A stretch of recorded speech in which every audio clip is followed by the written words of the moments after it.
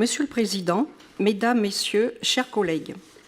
ce lundi 22 juin 2026 sera-t-elle la journée la plus chaude jamais enregistrée sur le territoire national, comme le laissent penser plusieurs experts de Météo France. Quoi qu'il en soit, ce nouvel épisode caniculaire illustre une fois de plus le dérèglement climatique à l'œuvre et dont l'origine humaine fait encore consensus dans la communauté scientifique. Cette évolution de notre climat, couplée à un monde ô combien dangereux, nous oblige à adapter notre action et ce contexte inédit. Déjà mis en œuvre dans le cadre du plan Marshall des collèges, ambition initialement portée par notre collègue Audrey Maluby, notre effort amélioration de l'efficacité thermique et énergétique de nos bâtiments publics, dont non seulement étant maintenu, mais aussi monte en puissance tant les besoins sont conséquents. L'affectation du résultat de l'exercice budgétaire 2025 avec un excédent illustre à la fois une maîtrise efficace des charges de fonctionnement de notre collectivité et une dynamique fiscale indéniable, entretenue par l'activité de notre département qui, d'après de nombreuses études prospectives, devrait continuer à voir croître sa population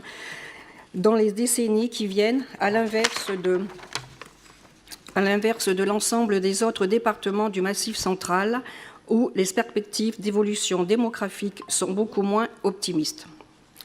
Notre bonne santé financière est un atout. Elle ne doit pas pour autant servir de prétexte à un relâchement des efforts entrepris pour contenir des dépenses préalables indispensables à l'affectation de budgets suffisants pour poursuivre et amplifier les actions d'adaptation de notre territoire à un climat moins favorable et à une offre énergétique globalement contrainte. Faire de la politique, c'est faire des choix. Et faire des choix, c'est accepter qu'une collectivité comme la nôtre ne peut pas tout faire, ne doit pas tout faire. À celles et ceux qui considèrent que nous devons intervenir sur tous les sujets, que nous devons répondre à tous les appels, que nous avons l'obligation de nous substituer à toutes les défaillances des uns et des autres, nous affirmons que la dispersion de l'action publique nuit à son efficacité. Nous avons donc, plus que jamais, à assumer un devoir d'efficacité. À ce titre, alors que se profile une nouvelle génération de mécanismes d'accompagnement de nos territoires, faisons en sorte que les dispositifs qui succèdent aux actuels FIC et CDDD accentuent leurs aides vers les projets de réhabilitation thermique et de sobriété énergétique. Il paraîtrait pour le moins incongru que de lourds investissements engagés par nos communes soient isolés, pour végétaliser, pour protéger des canicules leurs groupes scolaires ou leurs crèches, ne bénéficiant d'un accompagnement financier départemental privilégié et donc incitatif. Nous avons également un devoir d'exemplarité. Bien que cet état de fait révèle de l'anecdotique et encore éthiquement pertinent de constater que beaucoup d'objets promotionnels distribués par notre département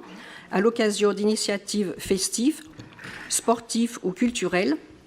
sur nos territoires soient encore trop souvent fabriqués à l'autre bout du monde, dans des pays ne respectant ni les droits de l'homme, ni nos exigences environnementales,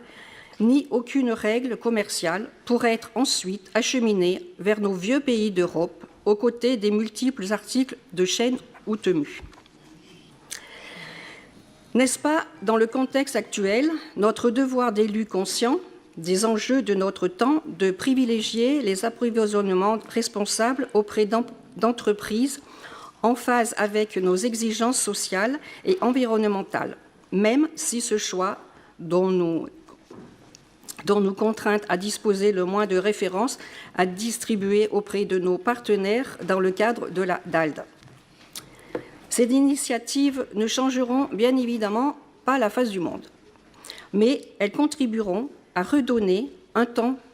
soit peu de crédibilité à l'action publique, bien trop souvent mise à mal par des discours faciles, conduisant une partie de la population à croire que tout irait mieux si la France venait à tourner le dos à la construction européenne, ou à penser que la seule taxation des plus riches suffirait à régler l'intégralité de nos problèmes.